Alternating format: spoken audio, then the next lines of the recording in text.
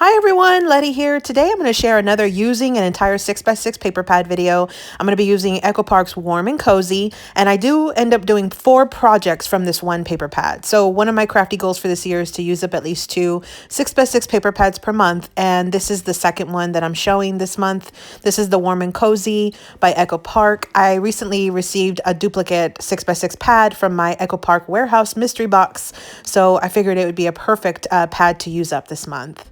Really pretty patterns and pictures in this pad. And I did end up using up the entire pad, and I didn't have any scraps left over, which is always my goal for using up these pads. So I did get 4 different projects, which you can see here from this specific pad. I got 16 bookmarks, I got 16 cards, 12 tags, and I got 6 shaker sticky note holders, all from this one paper pad. So the 6 shaker sticky note holders that I made come in 3 designs, and I did use some of the cut aparts from the collection. I had some left over, so I used them for both the tags and the sticky notes.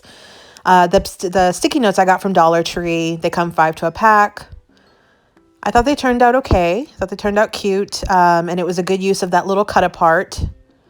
I'll show later how I made the little shaker, or I'll show you what tools I used. But basically I had 6 cut aparts, 2 of each of 3 designs, and so I ended up making 6 of them. So just a basic little holder for sticky notes, but the difference here is that it's a shaker element on top. So then I also did do 16 bookmarks. So these will be some that I end up donating to cards for kids. They are accepting for seniors as well right now, so I figured these would be great for some male seniors. So hashtag cards for kids. I used some of the cut aparts to make these. You can kind of see them here. This paper pad, what I found was that it came with a ton of cut aparts. And so it was way too many for me to use on just the 16 cards that I made. So I ended up using an additional 16 for these bookmarks. I still had some left over, and I used the remaining for those tags and those sticky note holders. So I also used the We Are Memory Keepers Corner Chomper.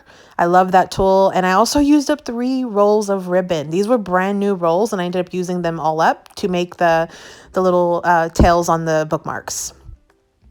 So I also did do 12 tags. Now I did 6 of them already off camera, and then I figured we would assemble the remaining 6 together on camera in just a second. So I've already added the adhesive. Everything's ready to go. I just need to finish assembling them. We will finish them in just a minute. I also did 16 cards, and I did the same thing. I did 8 off camera, and then I have the paper ready to go to make the remaining 8 on camera. So this is what I forgot to mention. I did use some tools to make these shakers. I had this little scallop square die that I got from a Michael's like stamp and die kit for like Halloween or something a while back. And then I did use this one Paper Studio square punch. It's like a frameless punch from Hobby Lobby that I recently hauled. So I basically, I die cut out the scallop square, and then I punched out the square in the middle with the punch. So let's go ahead and finish up those tags. So as I mentioned, I ended up having 12, and I've done 6 off camera, and we'll do 6 together. I'm using the Dollar Tree double-sided foam tape, or this mounting tape that they call. It's from the Super Glue brand. I really enjoy using this tape. I think it's really good quality. So I use them in a lot of my projects, and so that is exactly what I'm using on this project. Just really good quality tape. So definitely check it out next time you go to Dollar Tree. You find it in the hardware section, not in the supplies section, by the way. So these are just some basic tags. And what I showed you before is the backs of the tags are blank. So you can actually do a to and from on the back. You could also put a message. You could include these in your mini albums. You could include these on the fronts of cards. You could add some ribbon and adhere them to a gift. I mean, you literally could do just about anything with these tags. I figured it would just be easy to make them ahead of time, and that way we already have them in our stash. And then next time you need a tag, you've got something to grab from. So these were just a winter theme set of tags. Super easy, super basic, no frills, nothing fancy. I did add some eyelets. That was kind of the only big thing, but otherwise everything's real basic. I did end up having 12 tags. So now we're going to go ahead and finish up those cards. So I mentioned I had 16 cards. I did 8 off camera. We'll be doing 8 on camera. So basically what I did was there was 8 different designs that I ended up using, and I ended up just making one off camera and we'll do one together. So I showed you there that I did use the backs of some of the cut aparts. I'm also using some of the little border strips that come at the top of the paper pad with the hole punch. I'm using them to kind of make leveling layers for the backs of my die cuts, so that way everything is kind of leveled. And I am using the pieces at the very top. I use every single bit of paper from this pad. I had no scraps at all.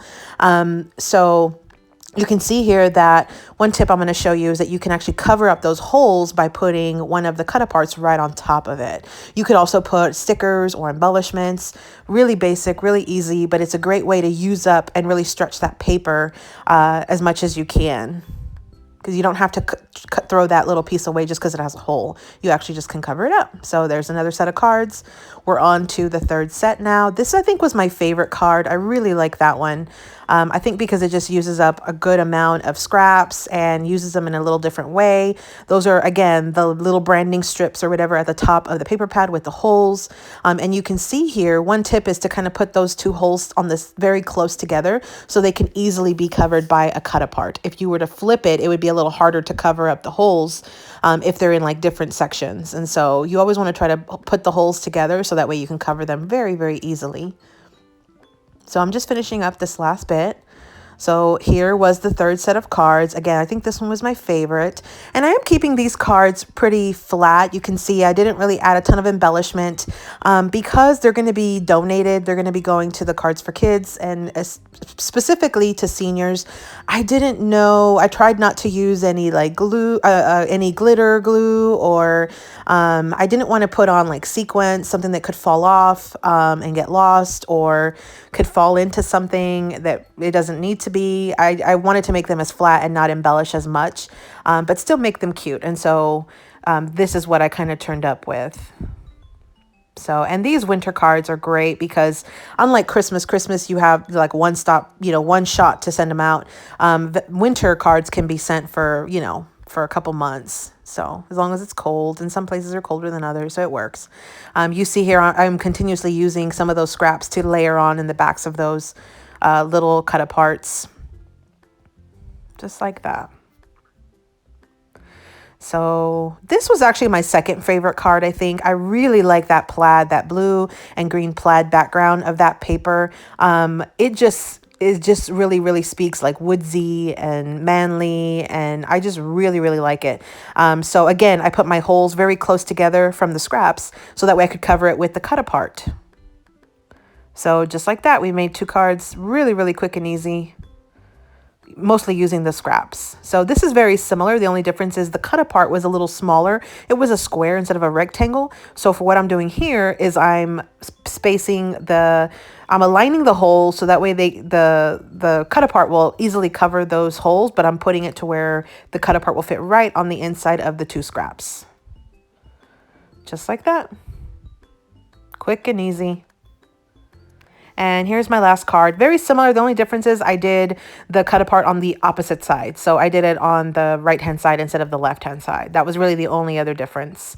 And primarily because that's where the holes aligned. I liked that part of the paper where the hole was going to be on the right side. So I went ahead and just covered it up on the right side. And there are our last two cards. So let's just do a quick recap of all the projects from this paper pad. We had 16 A2 size cards, which I'm showing you right here. And I will have some close-up pictures on my Instagram. I'm a Party Planner Papery on Instagram. Definitely check it out if you want to see some more close-up pictures or just get an actual picture of what I made. I made 16 bookmarks as well. So basically what happened was I had a scrap and I ended up using that scrap to make the bookmark. I had 12 tags that I also made. So the paper worked out perfectly because I had a card base from each 6x6 paper sheet. And then I also got a bookmark out of it. And then I had a scrap to use on the cards as well. And then with the leftover cut aparts, I used them to make these two things. So I also made 6 shaker sticky note holders. So I used those scraps to make all of this. So 16 A2 size cards, 16 bookmarks, 12 tags, and 6 shaker sticky note holders. And I used up the entire 6x6 paper pad with no scraps left over. This was the Warm and Cozy collection by Echo Park. 4 projects, 1 pad, all completed. Thanks for visiting. Hope you subscribe, like this video, and follow me on Instagram. Thanks, and happy crafting.